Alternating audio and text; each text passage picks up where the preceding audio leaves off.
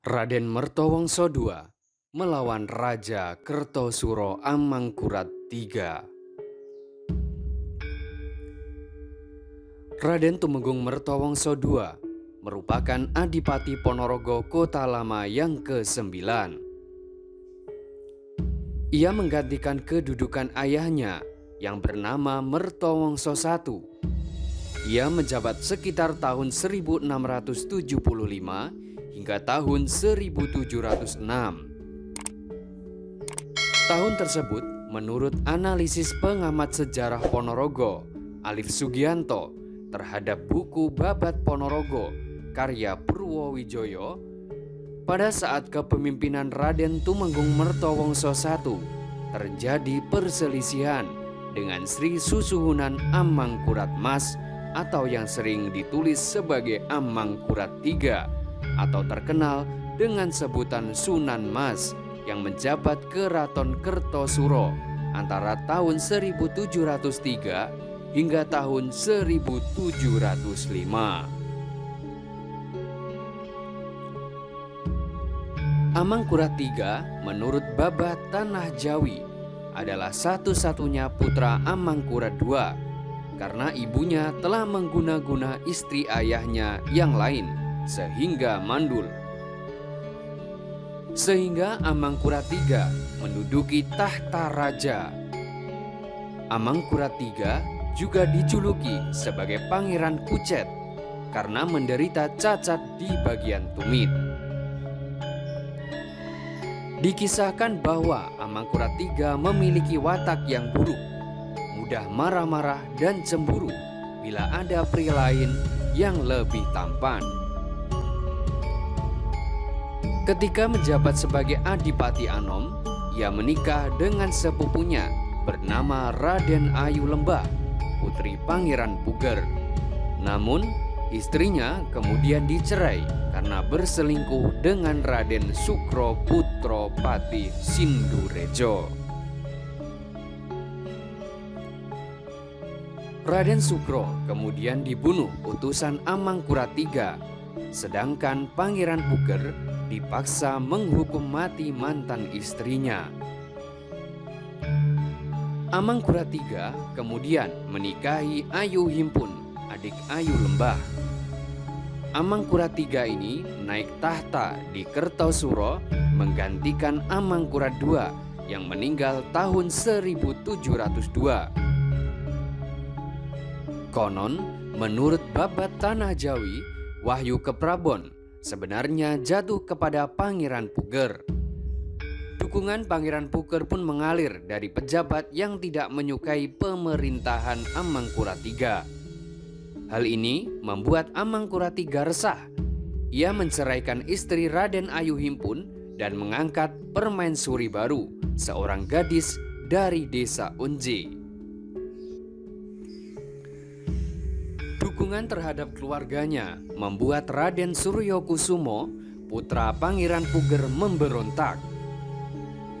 Amangkurat III yang ketakutan kemudian membuat kebijakan mengurung Pangeran Puger sekeluarga. Mereka kemudian dibebaskan kembali atas bujukan Patih Sumobroto. Setelah keluar dari tahanan, justru membuat Pangeran Puger mendapat banyak simpati dan dukungan dari banyak kalangan untuk memberontak. Akhirnya, pada tahun 1704, Amangkurat III mengirim utusan untuk membunuh Pangeran Puger sekeluarga. Mengetahui hal itu, kemudian Pangeran Puger melarikan diri ke Semarang. Di Semarang, Pangeran Puger mendapatkan dukungan dari VOC dengan balas jasa yang menguntungkan pihak Belanda. Ia kemudian mengangkat dirinya sebagai raja bergelar Pakubuwono I.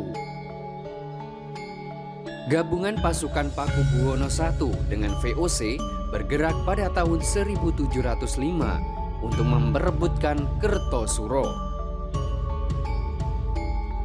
Amangkurat III membangun pertahanan di Unggaran dipimpin oleh Pangeran Arya Mataram, pamannya yang ternyata diam-diam pamannya mendukung Pakubuwono I yang tidak lain adalah kakaknya.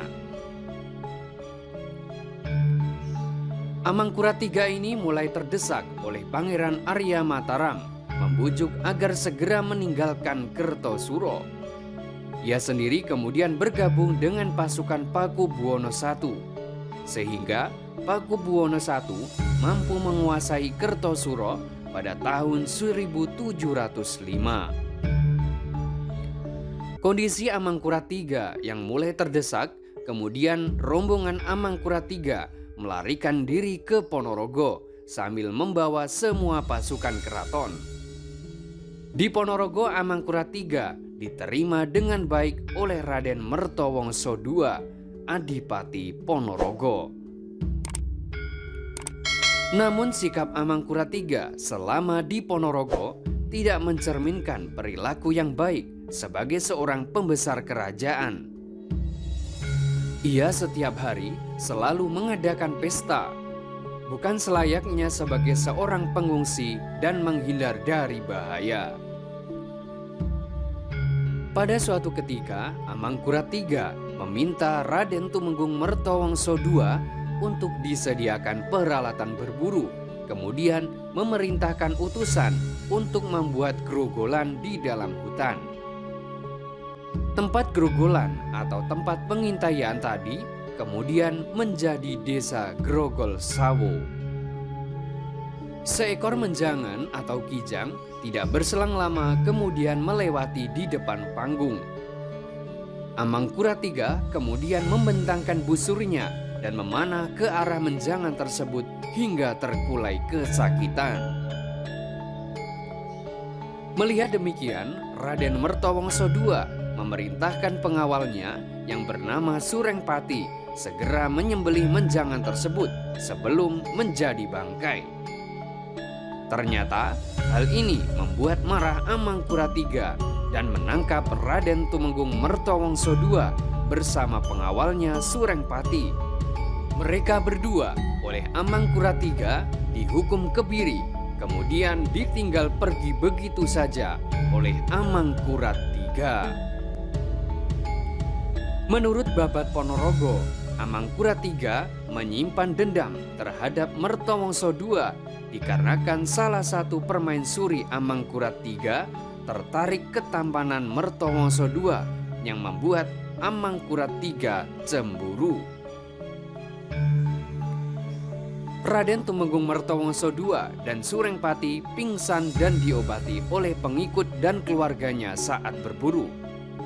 Setelah siuman, Raden Tumenggung Mertowongso II memberikan perintah kepada rakyat Ponorogo untuk menangkap Amangkurat III.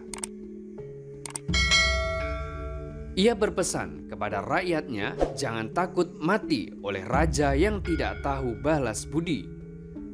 Kejar mereka dan jika tertangkap maka bunuhlah.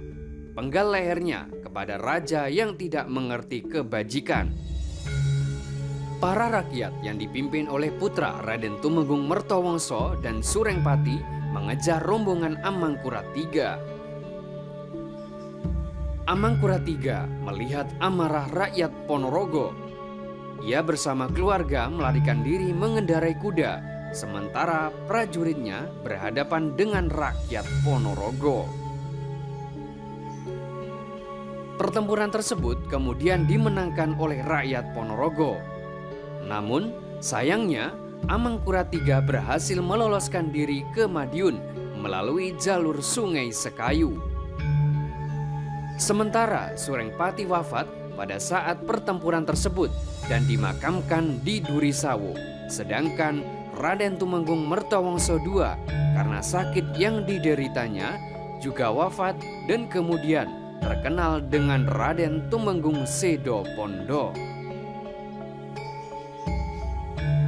Raden Tumenggung Mertowongso II wafat meninggalkan 5 orang putra, yaitu Raden Kertono, Raden Kecebongan, Raden Kertonoyo, Raden Kertomenggolo, dan Raden Songo. Raden Tumenggung Mertowoso II semasa hidup dikenal masyarakat sebagai Adipati Ponorogo yang memiliki jiwa luhur budinya. Sementara apa yang diperbuat oleh Amangkurat III terhadap Adipati Mertowoso II tersebut mendapatkan balasan setimpal dari Allah. Sepanjang tahun 1707, Amangkurat III mengalami penderitaan karena diburu oleh pasukan Pakubuwono I ke berbagai daerah seperti Malang, Blitar, Kediri, dan kemudian menyerah di Surabaya pada tahun 1708 sebelum dibuang ke Sri Lanka oleh VOC.